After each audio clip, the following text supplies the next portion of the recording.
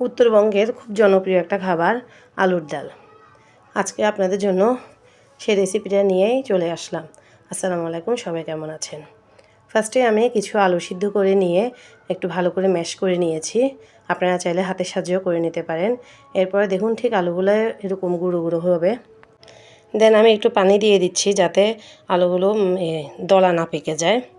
এখন একটি পাত্রে পরিমাণ মতো পেঁয়াজ একটু ব্রাউন কালার হওয়ার জন্য অপেক্ষা করব।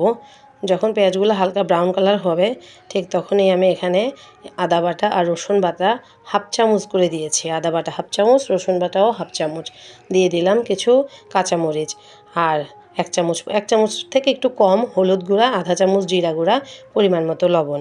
আর কেউ যদি পছন্দ করে মরিচ গুঁড়া দিতে তাহলে তা দিতে পারেন, আমি স্কিপ করলাম। আর দিয়ে দিলাম টমেটোগুলো দেওয়ার পর আমি একটু ঢেকে দেব। যখন টমেটোগুলো ঠিক এরকম নরম নরম হয়ে আসলো তখনই আমি মেশ করে রাখা আলুগুলো দিয়ে দিচ্ছি।